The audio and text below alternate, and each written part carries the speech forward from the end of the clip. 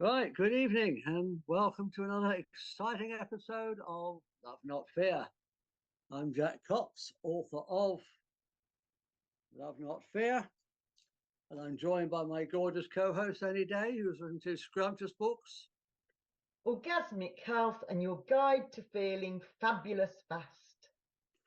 And by Andrew, who's written a brilliant little book all about love. All you need is love. Love Love is all is you all need. la. Love is all you need. Love is all you need. Right, tonight we're going to be talking about regenerative agriculture and permaculture. Yeah. So if you're new to this channel, we make videos about ways that we can set ourselves free from the top-down power structures that try to control our lives. We share information and ideas to empower people to live in love rather than in fear and oppression. We have covered many interests over the last three years or so that we've been going, including natural healing modalities, which is Annie's speciality. Thank you. Community gardens, ancient lost civilizations, Oh, yeah. metaphysics, and how we can build decentralized, loving political structures. So please be sure to subscribe and to hit the bell notification icon down below, and so you'll be informed of our latest videos as they become available, and to help us reach more people. Regenerative agriculture and permaculture. Oh, there you go. There we go. Regenerative agriculture and permaculture. The green movement has always been very close to my heart. My degree is in environmental science, and much of my early years was spent working in conservation. Unfortunately, the green movement has lost a lot of credibility in recent years, due to it having been infiltrated by the climate alarmists and the Marxists. Exactly that, Jack. Yeah, it's true that the climate is changing. Climate has always changed. Thank you. And the greenhouse effect is real. The climate has always changed. It's quite natural. Yep. There have been colder periods and there have been very much warmer periods in the past. Indeed. The Cretaceous period, which began 145 million years ago and ended 66 million years ago, the age of the dinosaurs, was much, much warmer than today. During this period, the first flowering plants, angiosperms, appeared and rapidly diversified. There was the Roman warm period, which ran from approximately 250 BCE until 400 CE. It was hotter than today. And 125,000 years ago, not only were there hippos happily splashing around in the Thames, but lions would have been stalking the hills of Hampstead Heath. Wow. Now, if that happens again, it'll be time to start to worry. Yes. Until then, there are much more important and much more urgent environmental issues that we need to focus on. Yeah. We humans have been polluting our lands, our waters, and the very air we breathe. Not with CO2, the gas of life, as the climate alarmists want us to believe. Oh, it's bullshit. Without CO2, nothing would grow, would it, Jack? But with our domestic rubbish, which is dumped in landfill sites, and many places are running out of space for landfills now. Many things that are useful to us, such as plastics, pollute the environment. Cars spew oxides of nitrogen from their exhaust pipes. Funny, we never hear about oxides of nitrogen anymore. People only talk about the CO2. Yeah. Burning coal in power stations produce a number of harmful chemicals, such as benzene, formaldehyde. Yeah, formaldehyde's carcinogenic as well, isn't it? It is, yeah, and sulfur dioxide, Yeah. which Horrible. is released whenever sulfur-containing fuels such as coal, oil, or diesel are burnt. But we never hear about any of that. We only ever hear about the carbon dioxide. Yeah. So there must be an agenda. Yeah, indeed. The human sewage pollutes our land. Agro-pesticides pollute farmland, Yeah. killing important insect species, including bees. Yeah.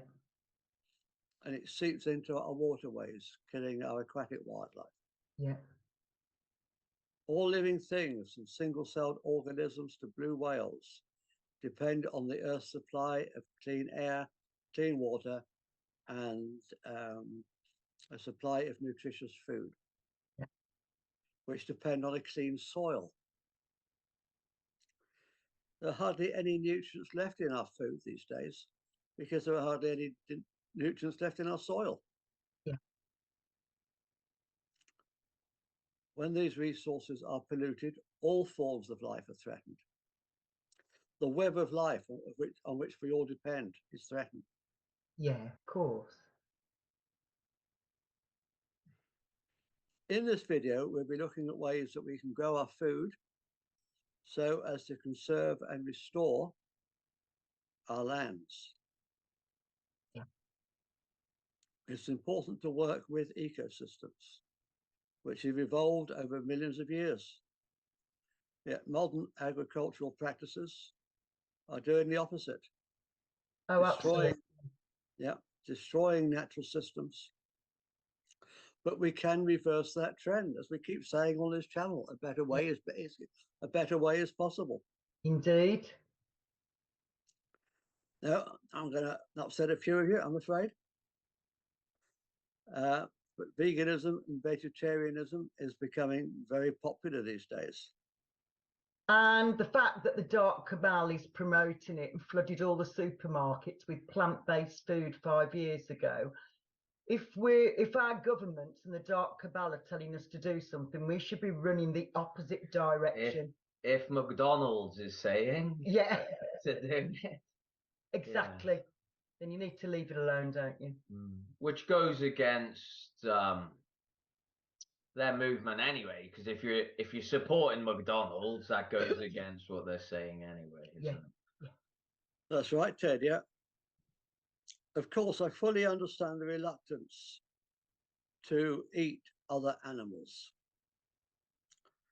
because they look like us.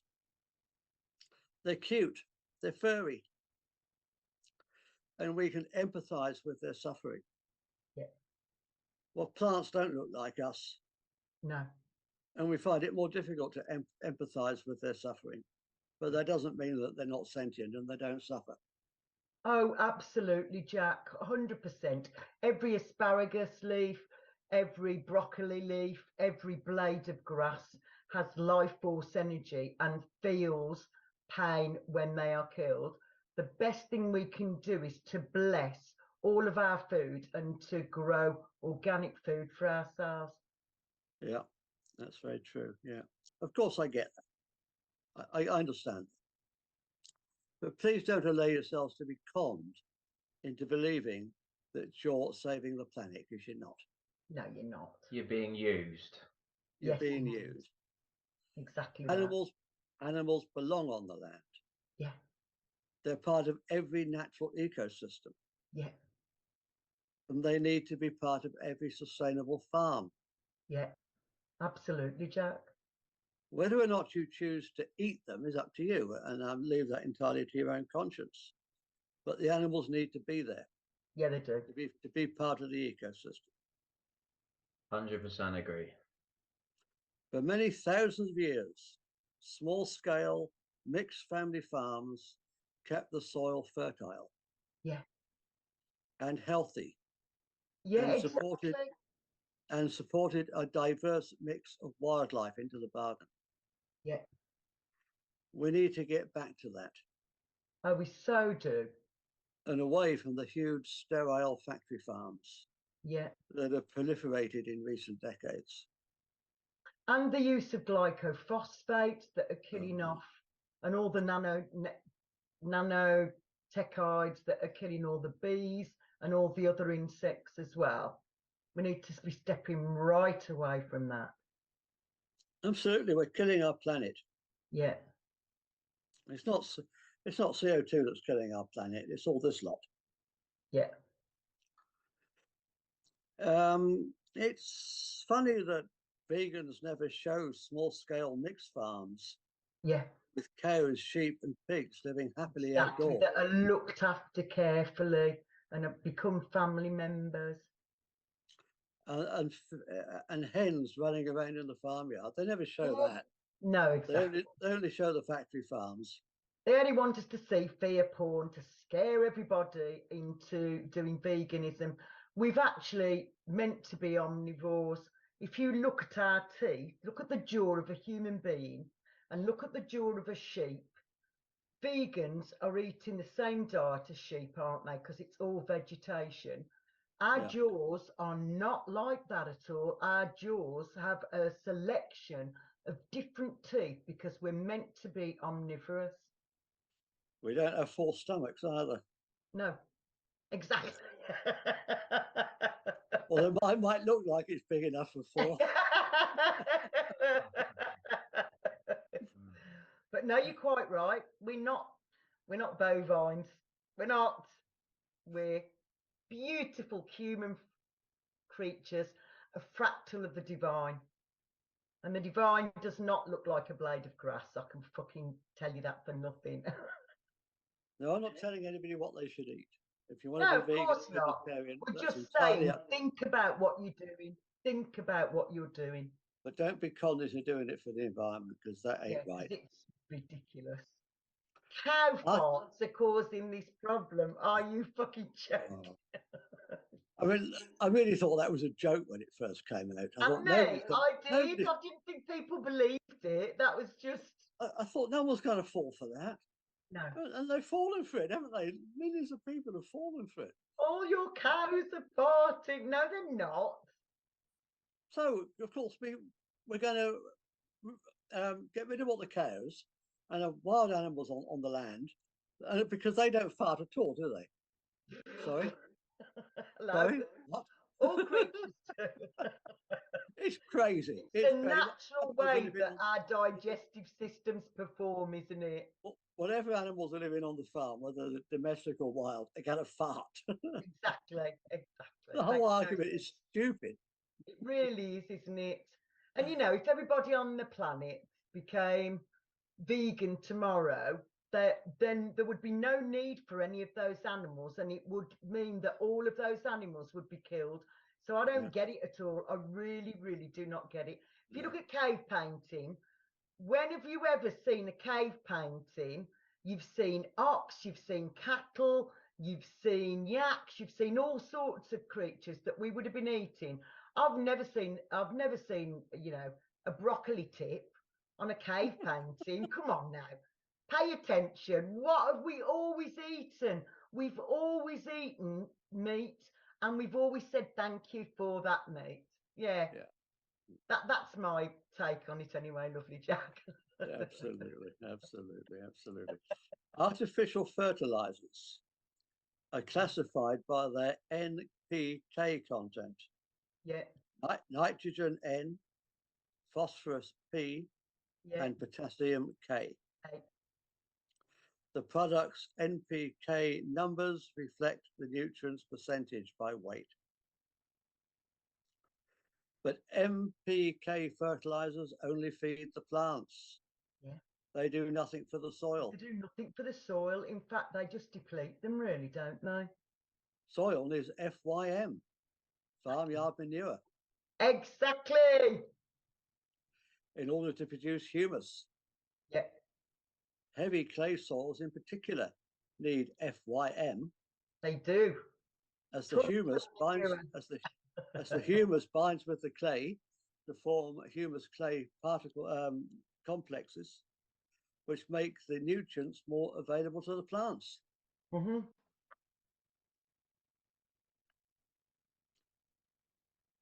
So, yeah, going back to traditional practices would be a huge improvement. Wouldn't it? But there's more to regenerative agriculture than that. Yeah. Some modern ideas are very useful, very helpful. Regenerative agriculture and permaculture are really a synthesis of the best of the old with the best of the new. Yeah. Regenerative agriculture is a set of farming practices that increases biodiversity and soil organic matter. Yeah. It's a way to reverse the trend and to actually have a positive effect on the land. Yeah. So what does it actually involve? Well, answering this question is actually pretty tricky because the practices that work in one place won't work in another. Yeah, exactly that, Jack. It depends on the particular requirements of that area, doesn't it? It all depends on it all depends on the local conditions and the type of environment you're trying to work with. Yeah, indeed. Agricultural or forestry or whatever. So there's a variety of different practices to suit different situations. Yeah. And here are just a few examples. So let's look at no-till agriculture. Yeah. And no-dig gardening. Yeah. The soil is full of organisms which are helpful for plants. Some convert soil nitrogen into forms that the plants can use. Some bring water up to where the plants could reach them. Yeah, yeah.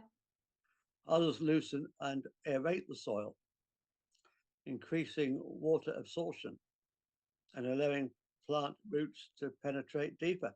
Yeah. When soil is turned over by heavy machines, many of these organisms are killed. Yeah.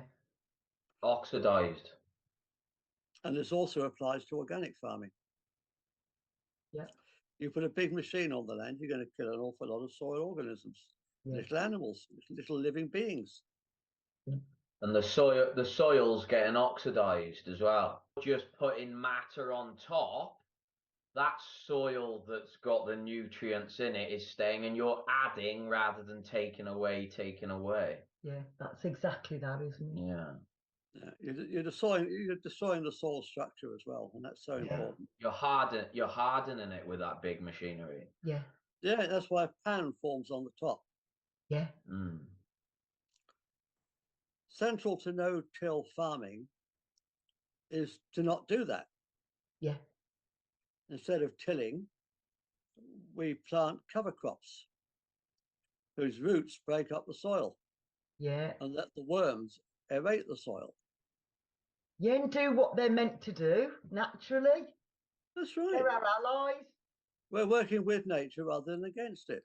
Exactly that, isn't it? Yeah, my friends who do it notice for the first 2 years they had pests eating the crops, but after they got that structure, the plants were stronger and they fend themselves off. Yeah. Yeah, absolutely. Yeah. So keep the soil covered with an organic mulch. Yeah. Which will break down over time. Yeah. Adding more organic material to the soil. Yeah. Regenerative grazing. Do your friends have animals grazing on the land, Tom? Ted? Yeah.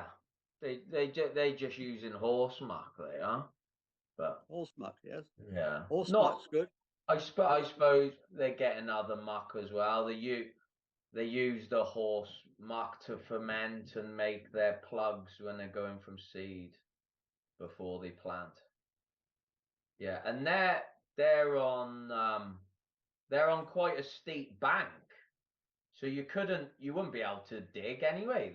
The soil had formed, so yeah. And they're doing it in round patches so they can get all the way around, because otherwise you couldn't do it in rows because you can't walk on top of it, can you? So they're doing like loads of round patches, and then they're still doing it in a polytunnel where you can walk up the middle. But yeah, it's like Charlie in the Chocolate Factory for plants. It's the taste of the different salads. Yeah, Oh, they're passionate about it. It's a lot of work, but yet still, obviously this year they've been watering because you would have had to keep anything. oh, absolutely. But yeah, previous years they weren't watering as much because it does bring it up, like you say. They talk a lot about intensive agriculture, but they don't make a difference. They don't differentiate between capital intensive, which is the big mega farms, and labor intensive, which is what your friends are doing.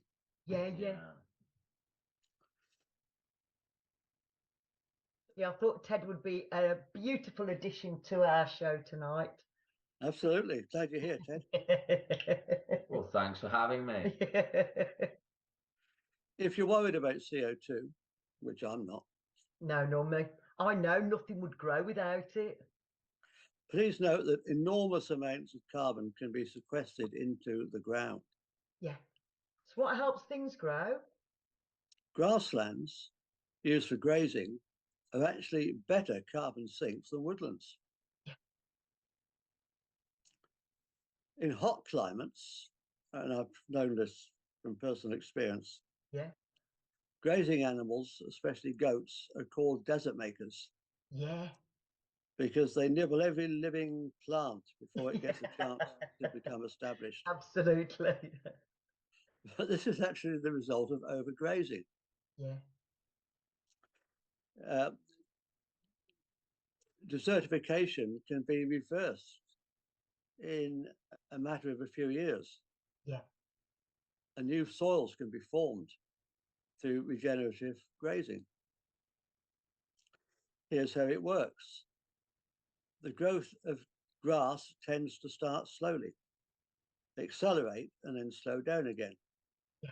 In the middle is where it accrues the most biomass most efficiently.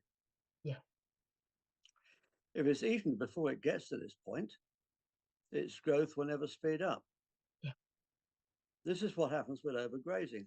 Yeah, absolutely. Or when pasture animals are just dumped in the field and left to get on with it. Yeah. Instead of proper animal husbandry that we used to do years ago. We used to do it properly, didn't we? Ancestors used to do it properly. Absolutely, without doubt. They used to fold the animals into small areas and move them often. Yeah. Because it's natural for animals to be close together in herds. Yeah. They're happy that way. So if you split a field into 4 and put them all in a quarter of that field, and then after a few months, you move them into the next quarter, and then into the next quarter, and then into the next quarter. Yeah. Yeah. The other 3 quarters are recovering. Yeah. And all those nutrients are being fed back into the soil to help with the biodiversity of the soil. Yeah, they poop and they trample on the dead grass. Yeah. And help it all to work back into the soil. Yeah. Exactly. But it still all goes back to what you said at the beginning. It used to be 100 small farms where you all had a small amount of land you had to make work. Yeah. But what have you got? You've got a government that gave grants for people to go big and rent these big farms, ruin all the small ones, and they've got so much land, they're wasting it rather than what a lot of people would make the most of it on the same amount of land. And giving ridiculous subsidies for growing rapeseed when we've already got how many rapeseed lakes already, Jack? You know, and then yet they were giving subsidies for people to grow rapeseed, which is a genetically modified crop that causes asthma and eczema, particularly in children. Hello? It's all backwards, isn't it? It is all inverted again, isn't it? Absolutely everything. Agroforestry is a complex and location-dependent set of practices. Yeah. So I'm going to be generalizing a bit. Yeah. Start by observing the local forest Yes. and the indeed. relationship between everything in it. Yeah. The plants, the animals, the fungi, the landscape, the soil, the water. Yeah. They're all interconnected, aren't they? And then recreate these relationships in a way that's just as ecologically resilient, but produces more food. Food forests are often thought of as comprising of 7 layers: the root layer, the ground cover layer, the herb layer, the shrub layer, the low tree layer, the high tree layer, and the vine layer. There are other classifications, of course. Every one of these layers either produces some sort of food or medicine, or is in some way helpful to the system as a whole. The plants are mostly perennials and include as many native species as possible. Yeah. That's the key to it, isn't it, Jack? Native species, that's it, yeah. Okay, so we've been talking about farms and forests, but how can you apply these ideas in your garden? So permaculture is growing in popularity among organic gardeners around the world. Permaculture takes organic gardening to the next level. Yeah. Permaculture is a design concept for resilient living and land use based on universal ethics and ecological design principles. Applying permaculture principles in our gardens and homes inevitably leads towards redesigning our ways of living so we can be more in tune with local surpluses and challenges. Yeah. Permaculture is a global movement of individuals, groups, and networks working to create the world we want. Yeah. Not the world they want us to have. Quite a big difference between those two concepts, isn't there, Jack Cox? Absolutely. We talk a lot about it on this channel. We certainly do. By providing for our needs and organizing our lives in harmony with nature. Yeah. It all got started in the 1970s by 2 Australians, David Holmgren and Bill Mollison. So let's just talk about David Holmgren's 12 principles of permaculture. These principles are applicable across a range of different situations. They can be applied to anything from designing your garden to designing an organization. Yeah.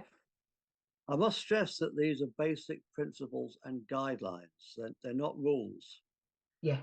No one is telling you what you can and can't do on your own land. Yeah, and also it will need to be adapted depending on your particular environment, won't it? Absolutely, your own situation. So, you'll do it in your own unique, individual way. So let's have a quick look at the 12 principles. Principle 1, observe and interact. Means taking time to really get to know your garden or your land and the patterns, the rhythms of the natural environment. It might involve keeping a journal, paying attention to the movements of the sun, and also noticing which plants thrive in a particular place and which might need moving. Yeah. By observing and then interacting with your garden or your land, you can best get to know which areas perform better for certain groups of plants. Yeah. So if we just spend a little time to take a break and sit back and look at what's happening, Yeah. we can often think of ways that we might want to make some adjustments.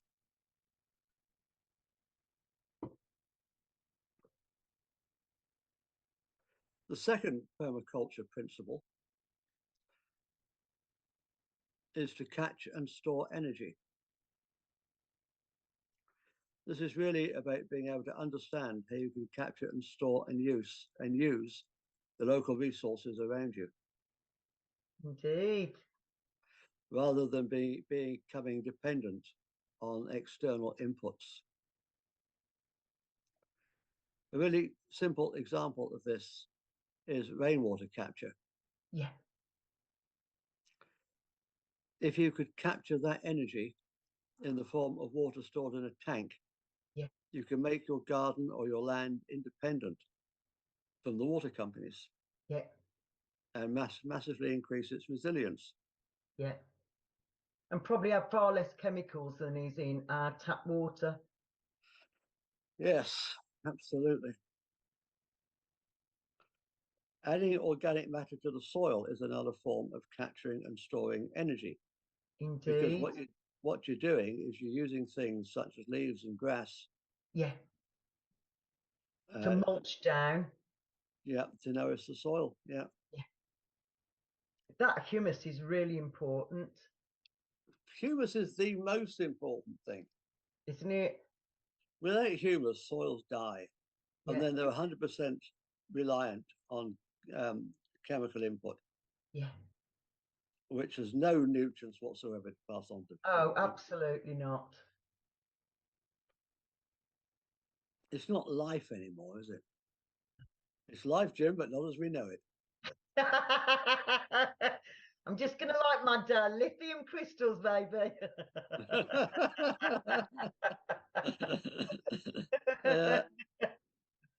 Another example is you could be pruning your apple trees. Indeed. And instead of burning the prunings, you turn them into wood chip. Exactly. And then you can either compost them or use them to make a path. Yeah, exactly that. It's about using the resources, the natural resources that we've already got, isn't it? Yeah, use what you've got. Don't import anything you don't absolutely need to import. Indeed. The third principle of permaculture is to obtain a yield. Yeah. This doesn't just mean harvesting crops, No, of course not.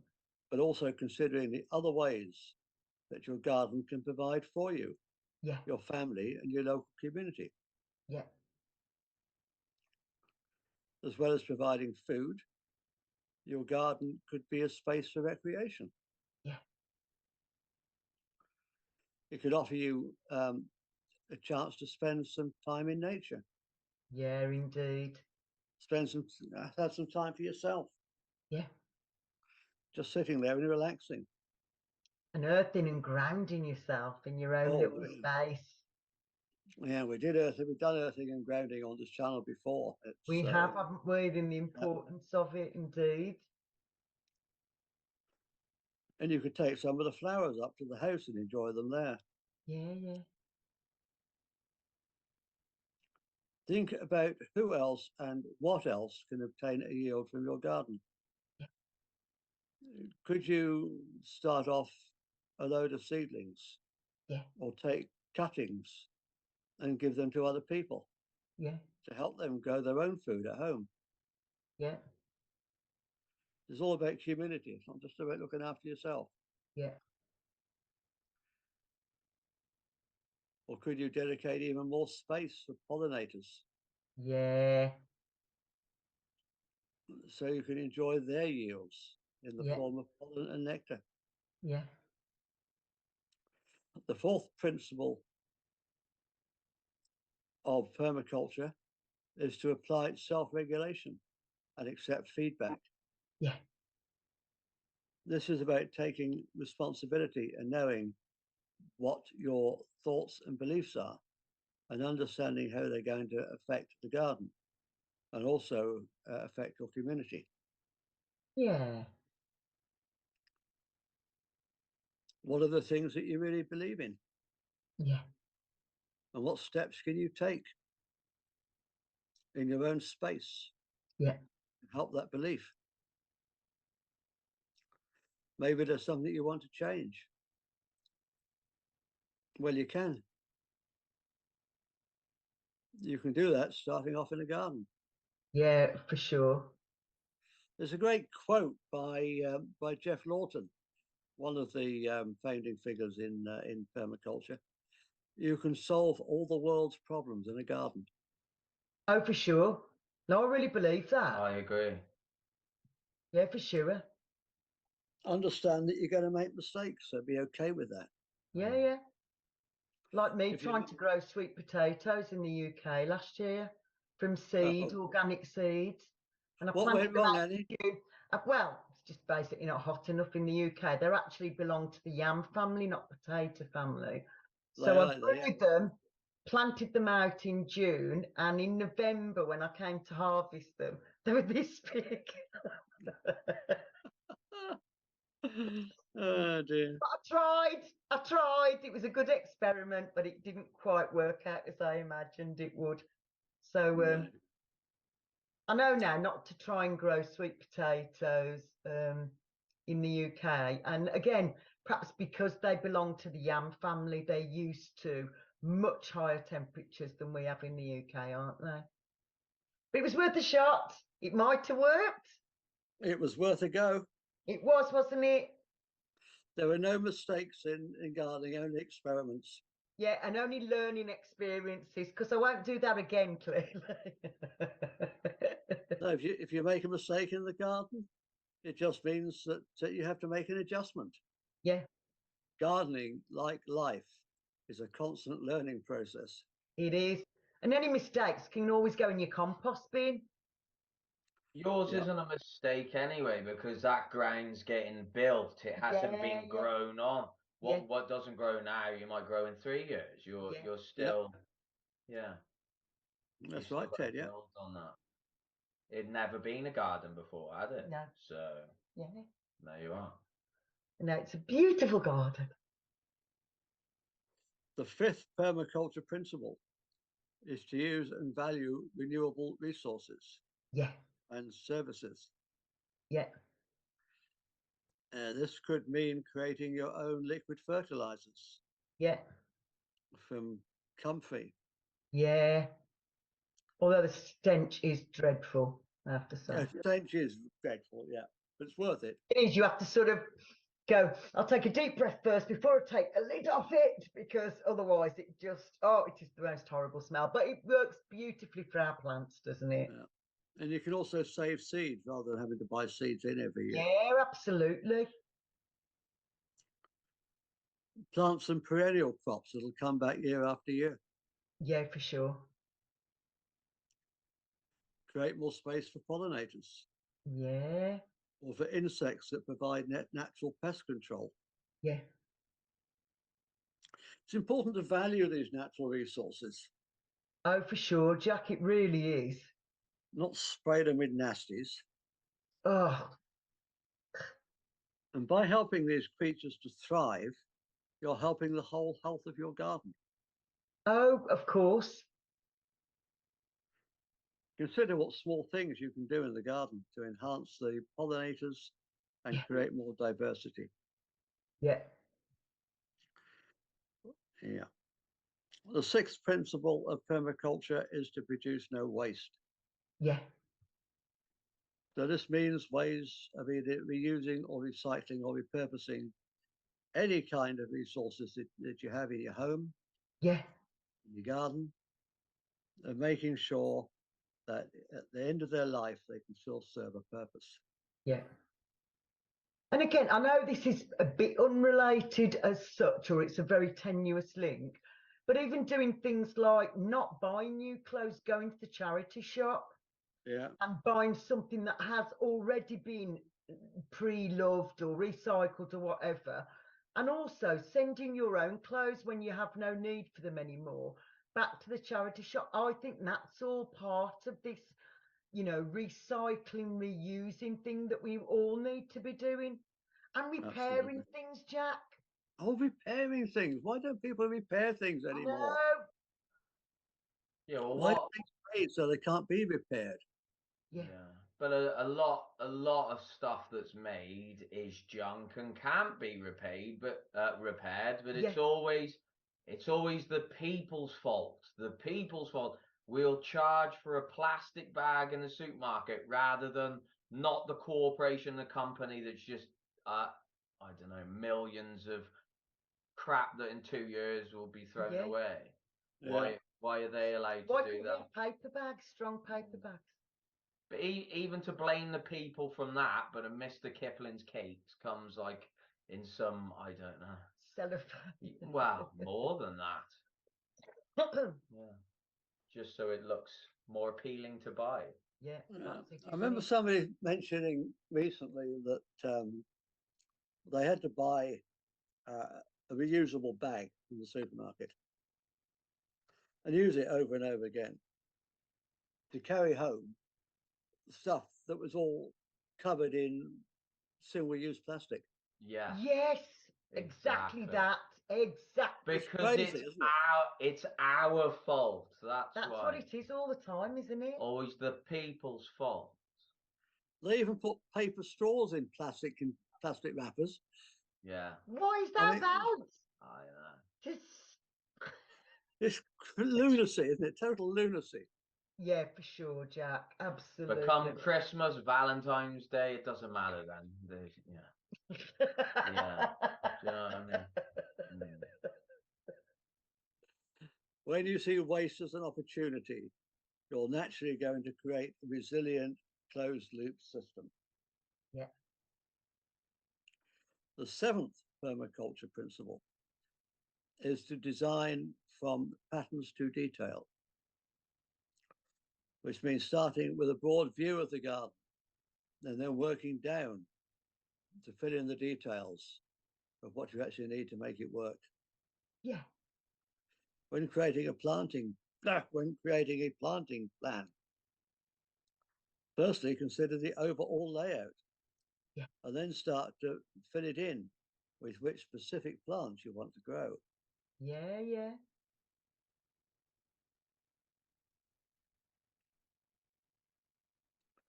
Consider whether planting all of your salads in one area could save time. Yeah. Fruit trees Perhaps- as well. Perhaps there's one area right at the end of the garden, at the back of the garden, that you don't use very much. Yeah. A bit of a wasted space. Well, just turn it into an amazing place for biodiversity. Yeah. Let nature take it over and see what happens. Yeah, yeah.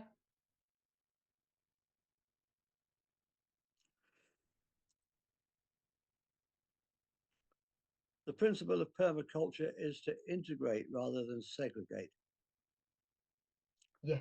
Think about how many purposes and how many things you can bring together so your whole garden is working as one cohesive unit. Yay. Companion planting helps with pest control because plants that smell very different or have different colors Yeah, yeah. close together confuse the pests. Yeah. Marigolds are here. Yeah, marigolds and nasturtium, isn't it? Yeah, marigolds with tomatoes, peppers, squash, courgettes, cucumbers. Yeah. Yeah. Nasturtiums are absolutely brilliant. Oh, they really are, aren't they? That peppery smell stopped whatever creatures were going to eat all my strawberries and my tomatoes as well. The ninth principle is to use small, slow solutions. Yeah. This means if you're setting up a new garden, start small. Yeah. And gradually build up over time. Yeah. Rather than trying to do it all at once. Yeah. Exactly that. Instead of building loads of raised beds, start out with just one or two. Yeah. And Baby steps work best. And as your confidence builds, you can extend your garden over time. Yeah, yeah. Low-tech, decentralized solutions always work best. Of course. Absolutely, darling. This is what the green movement used to be all about in my day. It did, but sadly not now, Jack. It used to be what the Green Party was about, if you remember the Green Party. Yeah, I do. But Do you remember when it was? I cut Do you and remember when it run. was the? Do you remember when it was the ecology party run by Yeah, Jonathan Porritt? yeah. Totally different than the Green Party today. Oh, they've just lost the plot completely, haven't they, Jack? I'm so I mean, sad that's the I was case. I was a member of that, but not anymore. Me too, not anymore. As soon as I saw the way it was going, I was like, okay, time to make a sharp exit. It's been taken over by Marxists and globalists and climate alarmists. Absolutely. Exactly that, Jack. Exactly that. No dig is a very nice, gentle way of building soil health Yeah, by applying organic matter as a mulch over the soil and letting the worms work it in for you. yeah. The less you disturb the soil structure, the more time you will have to just relax and enjoy your garden. Yay! Work smarter, not harder. Indeedy! Yay! Even if you're not going to do the no dig, I just see when you're planting seeds and then you just put muck down and then soil and seed, it's sort of like making a cup of tea in the mug instead of in the teapot. Because why don't you put that muck down a few weeks before you're going to grow it, so it has time to, rather than just doing it as you go. Yeah, just to still use the mentality of what they're saying with the soil. Do you know what I mean? No, I agree with you. I agree with you 100% there, Ted, yeah. No. Think ahead, plan ahead. Yeah. It's sort of like a cheap, quick way of look, it's a plant, but you're not giving it its best chance, are you? No. Yeah. I suppose it's just a Sunday in the garden every now and again, rather than go a few. Doing it daily. Yeah, Doing a yeah, bit just a every day. small bit, isn't it? Yeah, yeah. Yeah, I mean, you can do what you can, can't you? Yeah. The 10th principle of permaculture is to use and value diversity. Yeah. This means planting a variety of different crops, different varieties, and using different techniques within the garden, rather than just relying on one method. Yeah. For example, greenhouse growing is different from raised bed growing, Yeah. and hotbeds are different from containers. Yes. There are benefits to all these different methods. Yeah, indeed. The 11th principle of permaculture is to use edges and value the marginal. Yeah. Perhaps the back of your polytunnel or your greenhouse. Perhaps that's a bit of an awkward space and you don't know what to do with it. So what could you do with it? How about a methane digester? Look for ways that you can use underused spaces to create something really useful. Often the most biodiverse places in nature are edges between two different ecosystems. Yeah, yeah. Such as where a wildflower meadow meets woodland, or woodland meets a river. Well, we can do the same thing in the garden. You can use trellising to increase the amount of vertical space available. Yeah. You can use the edges of raised beds to trail nasturtiums over. Yeah, yeah, for sure. The 12th and final principle. Yay! You're glad I'm getting to the end, aren't you? No, not at all. I'm just glad to be hearing more about it, Jack. Is to creatively use and respond to change. Yes. This means being flexible and adaptable. Yeah. Instead of seeing something as a potential threat, think, how can I use this to my advantage? Indeed. Something about lemons and lemonade, isn't it? Yes, absolutely. Make the most of the resources that you've got. Say you've just lost your potato crop to blight. Why did it happen? Was there enough diversity, or were you growing just one variety? Did you grow them all in raised beds, or were some in containers? Yeah. In the UK, potato blight is a threat from June onwards. So next year, you could just grow first earlies, which are planted between February and April, and are normally harvested by the end of June. Yeah. So just look at something that's happened and think, how could I do it better next time? Yeah.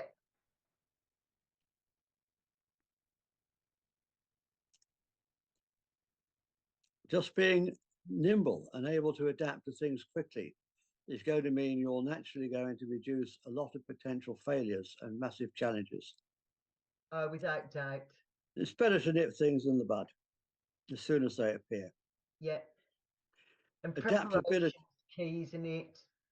adaptability and resilience to change are the keys to survival in an uncertain world. A new one for me, Jack, was broad bean tops. Yeah, what can you do with those? You can eat them like spinach, the leaves.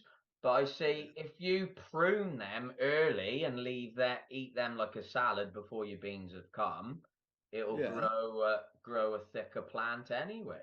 So. Oh, that's I didn't know that one. I didn't know that one, Ted. No, that's brilliant. Yeah, it depends how hardcore you are, but yeah, you can juice the tops if you want. So yeah, I'm just saying a plant with multiple options is worth more than, as you say, just potatoes alone. Or absolutely. Yeah, use your space wisely. So permaculture is not a copy and paste system. What works in one place may not work in another, and everyone's situation is different. Think of these 12 principles more like a mindset toolkit. Yeah. So to sum up, whereas in modern food production, you seek to create as many as one thing as possible, in regenerative agriculture and permaculture, we seek to create as many relationships between things as possible. Yeah. People are one of those things. What sort of relationship with the land do you want to foster? A better way really is possible. Now, Annie's got some stuff to share with us. So I thought what might be useful is to look at 7 successful examples of permaculture on the earth. Permaculture is most commonly exercised in agriculture. It is just one of the most essential human activities to supply our food chain. Here are just a few examples of farming organisations around the globe that have implemented permaculture into their farming or educational practices. The Happy Food Farm is based in Nanning in China and produces a variety of vegetables, flowers, fish and chicken. This farm pertains to permaculture as they self-provide their livestock with their own fruits and vegetables, which mitigates any potential waste. Additionally, they are passionate about sharing the benefits of permaculture to the children and in their local community to ensure that the next generation implements permaculture with more ease. I thought that was lovely. The fact that they're teaching the next generation. And then the IDEP Foundation is a non-profit organisation based in Bali and is committed to providing training for those who are interested in sustainable development using the methods of permaculture. IDEP educates their local communities on the importance of permaculture, the impact of natural disasters, and how to respond when climate change impacts their community and rebuild using the ideals of permaculture. But this group in Bali recognise the same as we do that our climate's always changed. It's just adapting to what the climate's doing at the moment. It's our job to adapt to the climate. Yeah, exactly. Not to try to adapt the climate to us. Exactly. That's the Dr. Cabell's ridiculous idea, isn't it? Conger Institute implements habits pertaining to permaculture. Doesn't always directly take place on the farm. They are based in New Zealand, and they say it is one of the purest places on earth. The Conger Institute is home to the biggest organic seed shop. What about that, Jack? Wow, yeah. They've got all the ancient seeds and all the heirloom seeds. The Conger Institute is also known for educating students and teachers on the importance of permaculture, as their workshops are designed for those interested in sustainable living and motivated to encourage their own communities to do the same. So this group is literally wanting to spread that knowledge far and wide. Permaculture Association of South Australia, this non-profit organisation in Australia, aims to promote the ideals of permaculture in South Australia by focusing on caring for nature, people, and limiting consumption of valuable resources. PSA strives to promote permaculture all through southern Australia. Then Permaculture in the Ukraine, another non-profit organisation dedicated to permaculture in the Ukraine. This NGO is dedicated to create a collective effort to employ permaculture techniques in the households of their local communities, and also to inspire others to do the same. The ultimate goal of permaculture in Ukraine is to help others in society understand the importance of permaculture, with a focus on specifying the best permaculture actions to take depending on the local community's needs. Again, it's got to be individual, hasn't it, Jack? Absolutely, yeah. And then the Senegal Permaculture Project.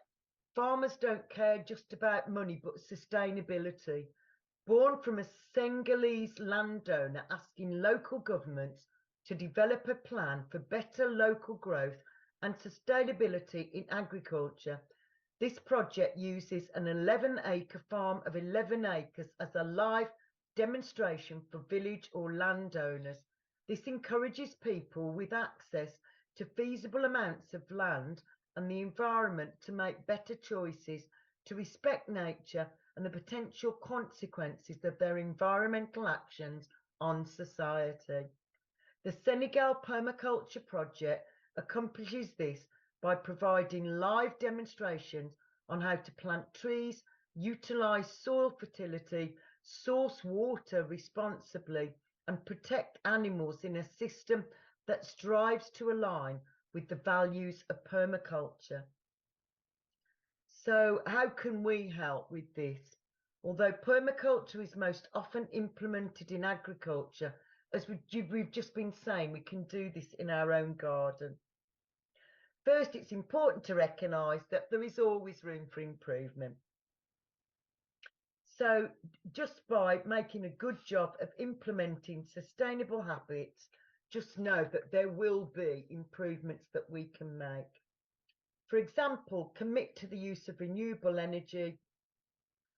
And in your daily life, you've seen my solar powered panels that give me power so I can charge up my laptop, my tablet, and also my phone. Demonstrate your commitment to common ideals depicted in permaculture, like working alongside nature to achieve your goals with mitigating waste, which we've talked about quite a bit. Taking public transportation or recycling whenever possible is a huge aspect of permaculture, as it shows your commitment to sustainability. One way that we could be doing this, as we've said earlier, is by using reusable grocery bags instead of plastic ones. And yeah, the odds are you'll have purchased something with plastic packaging.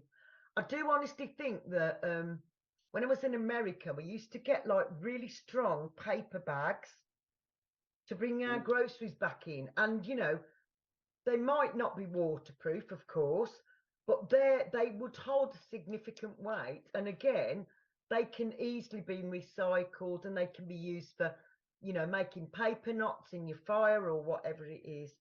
Only they could be made out of hemp, couldn't they? Easily. We know that hemp could be used for everything, really, don't we?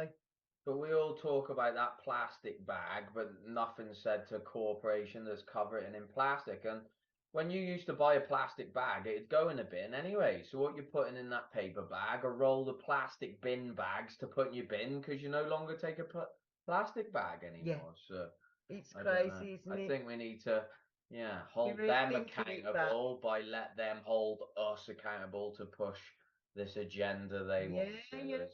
And also, most of you who know me intimately have seen that I have canvas bags with beautiful logos on that I put my shopping in. So I'm not using any plastic at all, other than what things might turn up in, basically. Again, make a commitment to donate or reuse garments wherever you can. I'm a great advocate of charity shops, and yeah, Jack, you're just reminding me, aren't you, that most of my clothes come from the charity shop. Like this one, this is one I made earlier, or somebody Nothing else wrong made. with nothing wrong with that, Annie. Absolutely. Creativity is the key to many of life's predicaments, including change.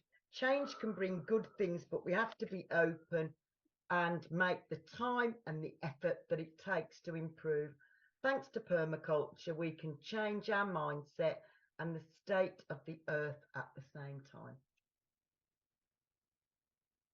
Brilliant. That's fantastic, Annie. Thank you very much for that contribution. And We haven't heard from you yet, Andrew. So yeah, I'm just thinking about what I got taught in school many years ago about rotation, rotating your crops, and having a fallow field. Yeah.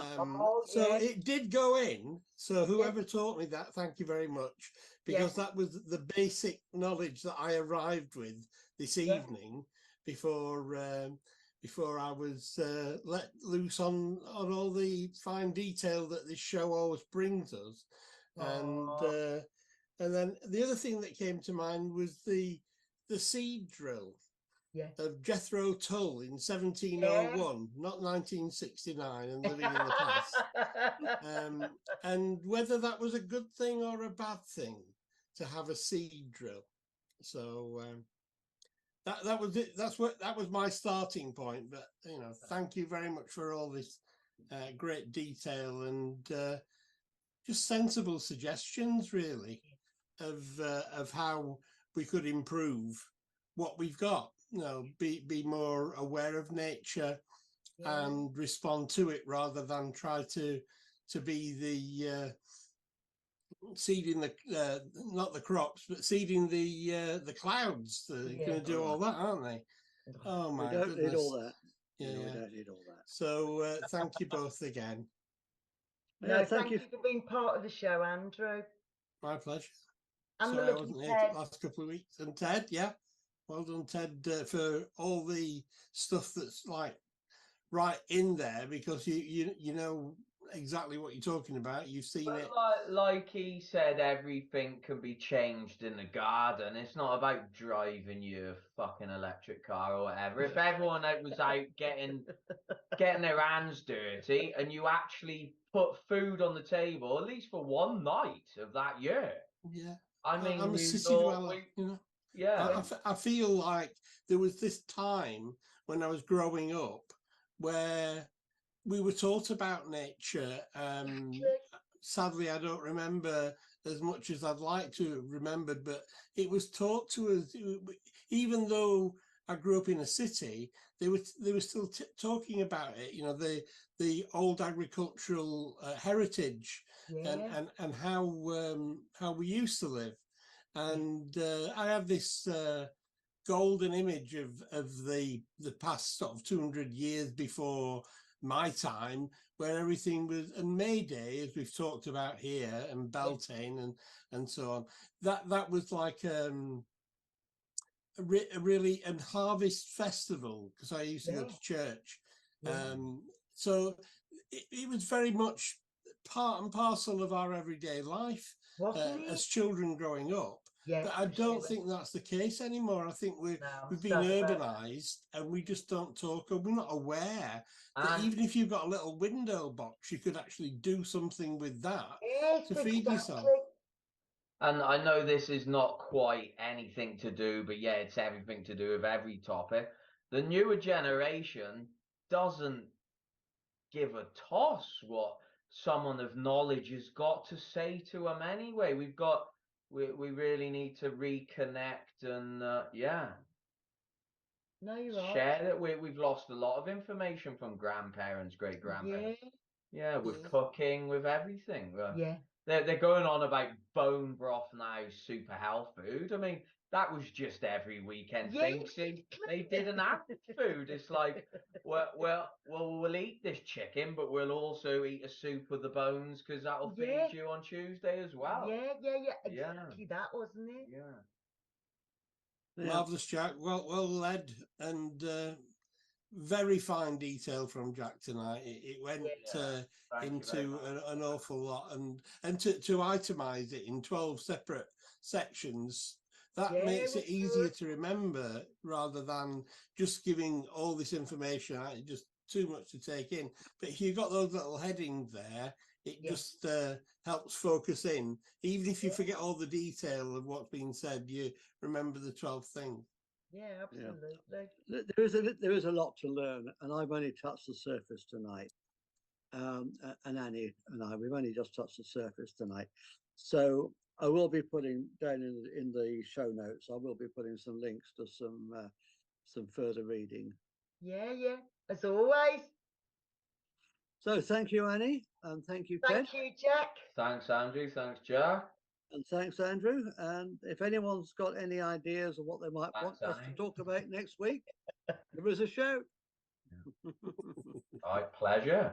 Thank you. Namaste. Namaste. Bye.